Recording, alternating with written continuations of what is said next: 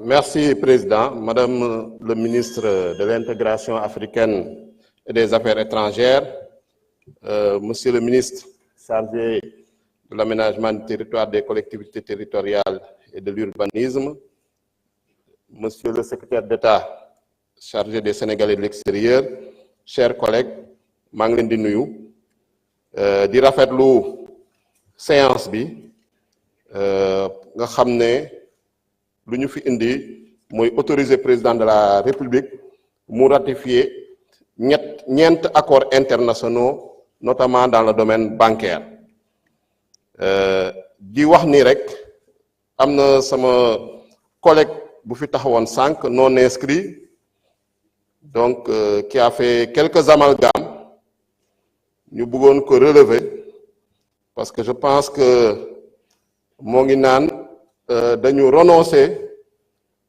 à nos idéaux, dañu renoncer à nos cautions. Et je m'inscris en faux contre ces amalgames-là, parce qu'il a parlé du FMI, dama laaj fan nañu jël engagement ni dañuy génn FMI, Fonds monétaire international. Donc, parce qu'il dit qu'on est encore plus ancré dans le FMI. Effectivement, le Sénégal a rejoint le FMI depuis le 28 septembre 1963. Donc nous également,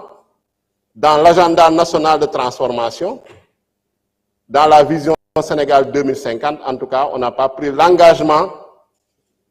de sortir du FMI. Même si on a pris l'engagement d'être souverain, de construire un Sénégal souverain. Donc la souveraineté, c'est ce qu'on est en train de faire. Parce que c'est l'article 95, l'article 96, l'article 97, le titre 9 de la Constitution qui régit la manière dont les accords internationaux doivent être ratifiés, approuvés.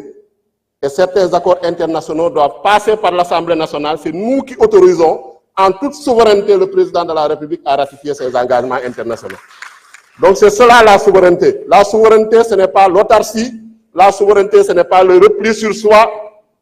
La souveraineté, ce n'est pas l'isolationnisme. Il ne faut pas confondre. Je pense que vous faites des amalgames, vous enfoncez des portes ouvertes pour en tirer des conclusions hâtives, fausses, sur la base de postulats erronés. Je voudrais quand même revenir sur ces importants projets de loi, parce que le contexte international marqué par une crise du multilatéralisme, par également une raréfaction des ressources concessionnelles, un contexte national marqué par les errements budgétaires et financiers de l'ancien régime, donc qui nous vaut un taux d'endettement de près de 100% du PIB, un déficit de plus de 12% du PIB sur la base de chiffres maquillés, sur la base de données falsifiées, sur la base de comptes trafiqués, nous impose de diversifier nos sources de financement. Parce que l'agenda national de transformation, effectivement, et la stratégie nationale de développement 2025-2029 nécessitent des financements. D'abord, la stratégie du gouvernement, c'est de renforcer le financement endogène à travers la maîtrise des dépenses, à travers également l'amélioration des recettes. Mais il faut aller également chercher les financements extérieurs, notamment les financements, les ressources concessionnelles. Quand on parle de ressources concessionnelles, ce sont des financements et des prêts qui sont accordés à des conditions plus avantageuses, soit par les taux d'intérêt qui sont plus faibles, soit par des périodes de grâce qui sont plus longues. Et ça, ce qui peut nous amener à avoir beaucoup plus, parce qu'on a des ressources concessionnelles à travers, par exemple, la Banque mondiale, la Banque africaine de développement, la Banque islamique de développement, etc. Mais il faut diversifier. Je pense que le gouvernement s'engage à aller dans ce sens. Effectivement, la plupart des projets de loi autorisant en tout cas le président de la République à ratifier les conventions que nous sommes en train d'examiner, certains ont été signés depuis plus de 10 ans, 15 ans sous l'ancien régime. Mais on avait l'impression qu'ils dormaient depuis lors.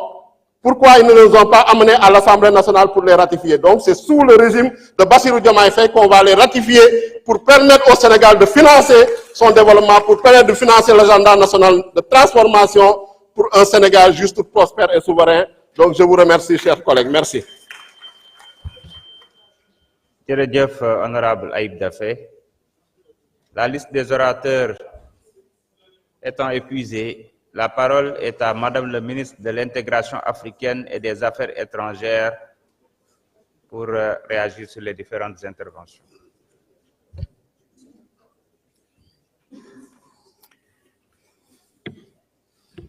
Merci beaucoup, Monsieur le Président. Kon ñu jéem a tontu ci laaj yi ñu fi laaj yi muy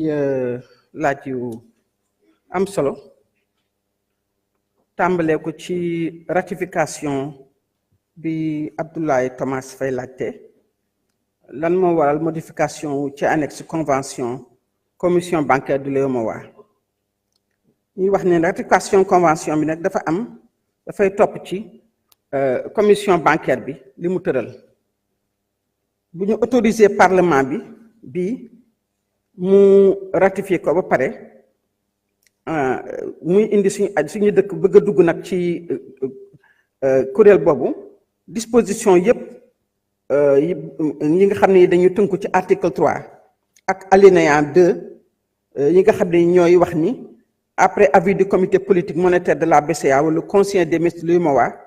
mën na modifier annexe bi ak modification yi nga xam ne ñoo ci topp ñoo topp ci ratification approbation bi kon loolu mooy tontu ci lan mooy modification yi nga xam ne moom la ñuy tëral. Honorable Guy Marius Sagna moom daf ma posé ay questions yu bare jublu ci d'abord affaire enrôlement au passeport yi enrôlement passeport moom xam nga pour nga am ko foog nga am carte d'identité ñun nag suñu ministère de l'intégration africaine et des affaires étrangères bis bu ne dañuy liggéey ak ministère de l'intérieur pour joxe diaspora bi ak tamit ñu ne fi ñëw fi jógee diaspora ñëw fii carte d'identité nationale bitim réew wala feneen pour ñu mën a am seeni passeport loolu moom liggéey nañ ci liggéey bu am solo ndax 2024 gi rek joxe nañu lu mat junni ak fanweer ak ñaar ci ay ci mission yi joxe nañ ko ci ay këyit mais nag ñi ngi koy continuer ndax te tamit dinaañu delluwaat ci ministre de l'intérieur gën ko jottali ni nañu gën a ñoŋal suñu liggéey gën ko yokk mais jàpp naa ni bu ñu comparé ci en terme de statistique ak li nga xam ne jot nañ ko def 2024 ak li fi ñu jógeen avant ñu xam ne kon yokkute bu rëy am na ci ak farlu bu rëy am na ci te danañ ko gën a yokk mu jëm ci mbirum francophonie ñi fa nekkoon di fa liggéey député Guy Marius Sagna bi nga ma contacté ci loolu defe naa dag ma ne woon ñett lañu waaye bi ñu ñëwee juróom la ju sax te juróom parce que dama leen woo recevoir leen sama bureau pour xam lan mooy jafe-jafe ak nu mu demee déglu leen ñoom ñu ñëw nekk juróomi nit ma ne ñett lan ma waxoon mais liñ leen waroon fay yépp ci seen ay salaire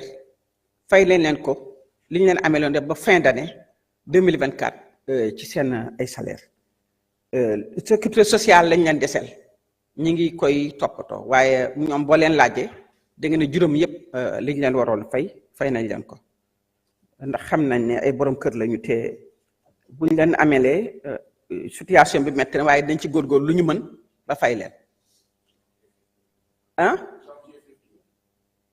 non seen contrat mi ngi jeex décembre 2024 janvier février bokku ci seen contrat décembre 2024 la je vous assure te fay nañ leen ba seen contrat jeex mën nañu ñëwaat toog ak man wala ñu ànd ak kii ñu wan leen ko waaw bul yokk yoo tam nag décembre la jeex honorable Dabi Wañaan dafa ni la banque TDP est-ce que dafa intermédiaire la pour yeneen institution comme Banque mondiale FMI ak Banque européenne d'investissement banque TDB du jouer boobu rôle dafa mel ni rek banque bi nga xam moom mooy banque Afrique australe comme ni BIDC nekk banque Afrique de l'Ouest yi léegi ubbeeku nag Sénégal nag dugg ci capitalu institution yooyu toujours c'est pour pouvoir renforcer wala yokku suñu ay fonds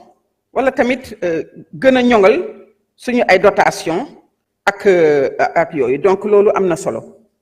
ñu def ko banque boobu capitalam bu muy ubbi nit ñeneen mën ci dugg tamit dina yokk tamit accès au financement te financement toujours da nga koy diversifier xëy na dinaa ci dellu soir donc banque boobu donc mi ngi bokk ci ñi nga xam ne dañuy def financement direct c'est-à-dire financer réew yi ci seen développement économique ak seen développement commercial. am na tamit question yu bari yu ñëw ci BAOS yi d'abord pour wax ni xam ngeen ni ngeen ko xamee ministère bi dañ ko restructuré parce que dafa am tur yu bees am mandat bu bees am terme de référence yu bees mu di intégration africaine gën ci génn gën ci fés